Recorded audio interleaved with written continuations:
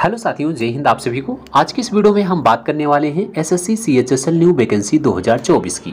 साथियों, SSC CHSL की vacancy जल्द ही आने वाली है और आज की इस वीडियो में हम इसी पर बात करेंगे कि इसकी वैकेंसी कब आएगी, फॉर्म कब से अप्लाई होगा, एज लिमिट क्या मांगी जाएगी और इसका एग्जाम कब होगा, सिलेक्शन प्रोसेस इसका किस तरीके से होता है, टीयर 1 का सिलेबस क्या है, पिछली बार की कट ऑफ कितनी गई थी, इस बार कट ऑफ क्या जाएगी और आपका टीयर 2 जो होता है वो कितने नंबर का होता है, इसमें आपकी फाइनल मेरिट कितने नंबर पर लगती है, स्किल टेस्ट क्या होता है, सारी जानकारी आपको साथी सरल भाषा में बताने वाले हैं। तो साथियों, अगर आप भी एसएससी सीएचएसएल की तैयारी करना चाहते हैं तो आप लोग इस वीडियो को कंप्लीट वॉच कीजिएगा। आपको साथी एग्जाम में बहुत ही ज़्यादा हेल्प होगा क्योंकि आपको हम पूरा सिलेबस बताएंगे किस तरीके से इसका एग्जाम होता है। तो साथी, अगर आप भी एसएससी सीएचएसएल से रिलेटेड पल की अपडेट लेना चाहते हैं तो चैनल को सब्सक्राइब करके बेल आइकन को ऑन कर लो। इसी तरह से आपको नई नई वैकेंसी का अपडेट मिलता रहेगा। तो आइए साथी, हम सबसे पहले बात करते हैं एसएससी सीएचएसएल न्यू वैकेंसी जो इस बार आने वाली है, इसमें कौन कौन सी पोस्ट होती है, कितनी पदों पर भर्ती देखने को मिलेगी। तो साथ ही अगर हम बात करें इसके टोटल पोस्ट की तो ध्यान दीजिएगा, इसमें जो पोस्ट होती है एलडीसी लोअर डिवीजन क्लर्क और जेए यानी जूनियर असिस्टेंट और डीईओ यानी साथ ही इसमें आपकी डाटा एंट्री ऑपरेटर की वैकेंसी देखने को मिलती है। तो इसमें अलग अलग पदों पर वैकेंसी होती है। कुल अगर हम पदों की संख्या की बात करें कि इस बार कितनी पदों पर भर्ती आएगी तो साथ ही लगभग आपको इस बार जो है 5000 के अप्रॉक्स आपको भर्ती देखने को मिले। अगर हम इसके फॉर्म अप्लाई की बात करें साथी, कब इसका फॉर्म अप्लाई होगा तो साथी इसका जो फॉर्म अप्लाई होगा 2 अप्रैल से फॉर्म स्टार्ट हो जाएगा, 1 मई तक इसका लास्ट डेट होगी। यानी 2 अप्रैल से इसका फॉर्म अप्लाई होगा, 1 मई तक इसका लास्ट डेट होगी। 2 अप्रैल से 1 मई के बीच आप इसका फॉर्म अप्लाई कर सकते हैं। एग्जाम डेट की बात करें साथी, इसका एग्जाम कब होगा तो अगर 2 अप्रैल से फॉर्म अप्लाई हो रहा है तो आपका एग्जाम जो होगा वो जून या जुलाई में आपका एग्जाम कंडक्ट करा लिया जाएगा। तो जून से जुलाई के महीने में आपका एग्जाम हो जाएगा। उसके बाद साथी अगर हम इसके बात करें फॉर्म फीस इसकी क्या होती है तो आपको बता दें, ध्यान दीजिएगा, जनरल ओबीसी ईडब्ल्यूएस कैंडिडेट के लिए 100 रुपये फॉर्म फीस होती है बॉयज़ के लिए। ध्यान दीजिएगा, एससी एसटी और ऑल फीमेल कैटेगरी फीमेल के लिए जो फीस होती है वो 0 रुपये। यानी साथ ही जो फीस लगती है इसमें सिर्फ बॉयज़ की फीस लगती है, वो भी जनरल ओबीसी ईडब्ल्यूएस कैटेगरी के लिए 100 रुपये, बाकी सबकी फॉर्म फीस 0 रुपये होती है। एज लिमिट की बात करें, जो ढेर सारे कैंडिडेट का डाउट होता है कि इस बार जो एज लिमिट इसमें काउंट की जाएगी, कितने से काउंट की जाएगी, तो आपको बता दें 18 से 27 साल के बीच इसमें एज मांगी जाती है। तो अगर आपकी एज मिनिमम 18 साल है, मैक्सिमम 27 साल है तो आप इस फॉर्म को अप्लाई कर सकते हैं। जो इसकी एज काउंट की जाएगी वो 1/8/2024 के अकॉर्डिंग काउंट की जाएगी। ओबीसी के लिए यही 3 साल का एज रिलैक्सेशन भी देखने को मिलता है। एससी और एसटी के लिए 5 साल का एज रिलैक्सेशन मिलता है। यानी अगर आप ओबीसी के हैं तो 18 से 30 साल आपका हो सकता है। एससी एसटी के लिए 5 साल एक्स्ट्रा इसमें एज छूट मिलती है।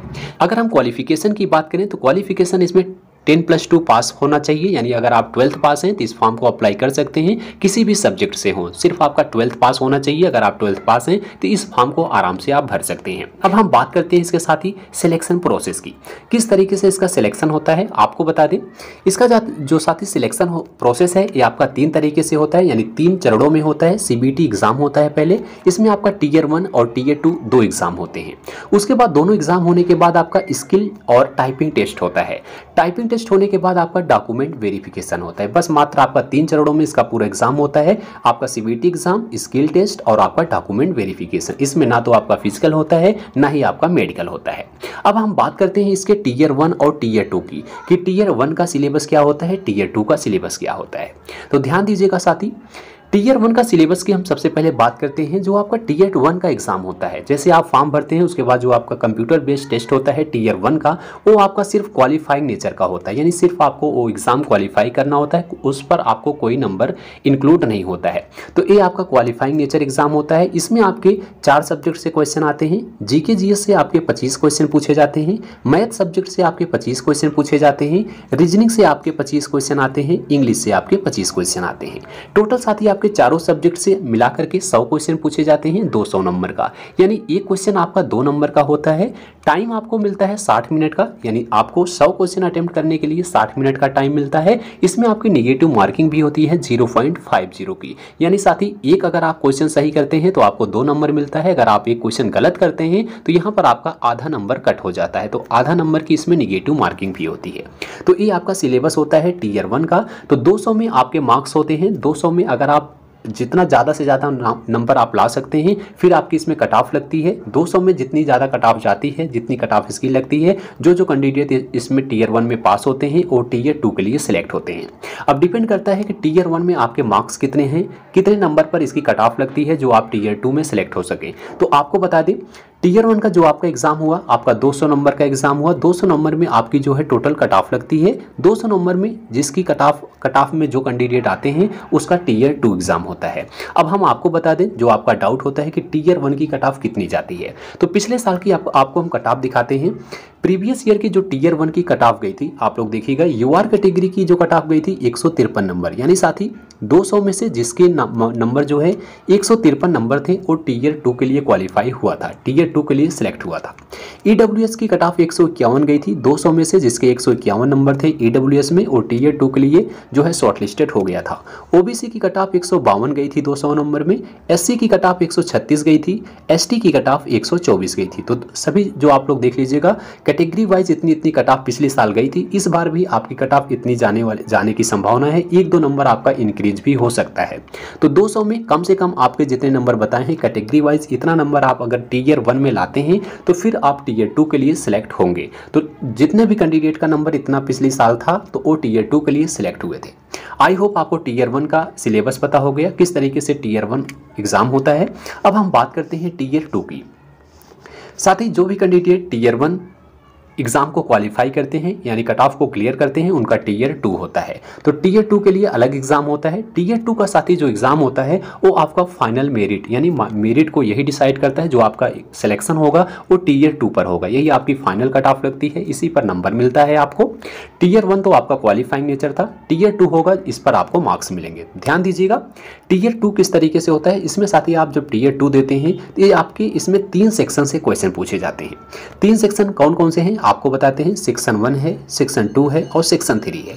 सेक्शन 1 और 2 जो है ये आपका साथी कट ऑफ, यही आपका कट ऑफ बनेगा, इसी पर आपको मार्क्स मिलते हैं। और सेक्शन 3 जो होता है आपका क्वालिफाइंग नेचर होता है, जैसे आपका टीयर 1 हुआ था, इस तरीके से आपका टीयर 2 में सेक्शन 3 भी क्वालिफाइंग नेचर का होता है। अभी हम आपको बताते हैं।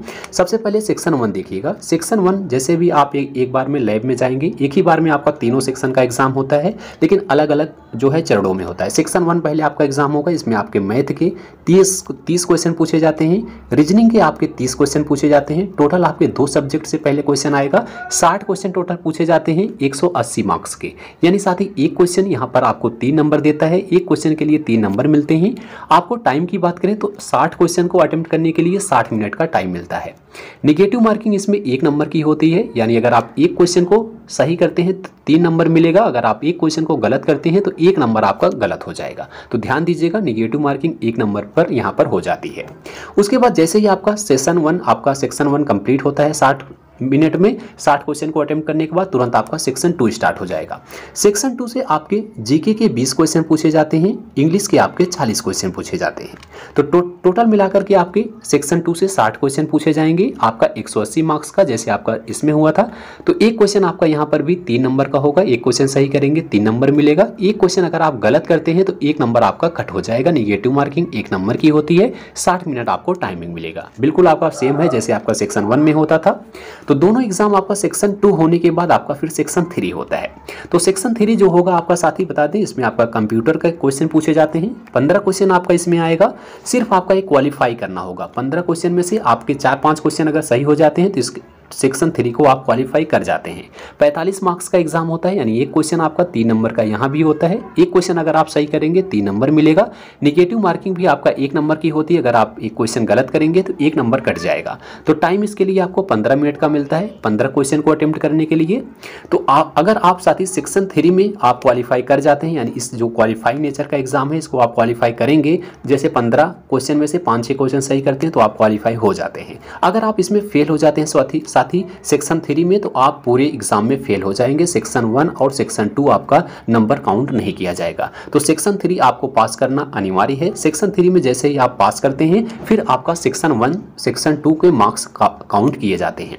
तो सेक्शन 1 और सेक्शन 2 आपने समझ लिया कितने नंबर का एग्जाम होता है। सेक्शन 1 और सेक्शन 2 को मिला करके आपका जो है टोटल 180 मार्क्स इसके, 180 मार्क्स इसके, यानी टोटल जो है 360 नंबर का आपका ये एग्ज़ाम पूरा होता है। तो यही आपका फाइनल इसी पर मेरिट बनती है। 360 में से जिसके जितने नंबर आते हैं फाइनल मेरिट उसी पर लगती है। अब आई होप आपने सेक्शन 2 को भी समझ लिया। आपका टीयर 2 जो होता है किस तरीके से होता है, फाइनल मेरिट जो लगती है आपका सेक्शन 1 सेक्शन 2 पर लगती है, हमने आपको बता दिया 360 नंबर पर। सेक्शन 3 आपका सिर्फ क्वालिफाइंग नेचर होता है, इसको आपको पास करना होता है।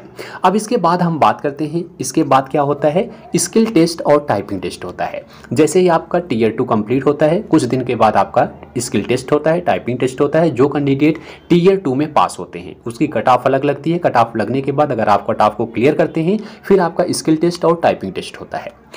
स्किल टेस्ट और टाइपिंग टेस्ट आपको बता दें सिर्फ क्वालिफाइंग नेचर का होता है, इसको भी आपको सिर्फ क्वालिफाई करना होता है। इसमें आपको बता दें स्किल टेस्ट किसके लिए होता है, डीईओ के लिए होता है। तो इसमें आपका स्किल टेस्ट साथ ही सिर्फ डीईओ डाटा एंट्री ऑपरेटर के लिए होता है, पोस्ट के लिए आपको 15 मिनट का टाइम होता है, उसमें आपको स्किल टेस्ट कराया जाता है।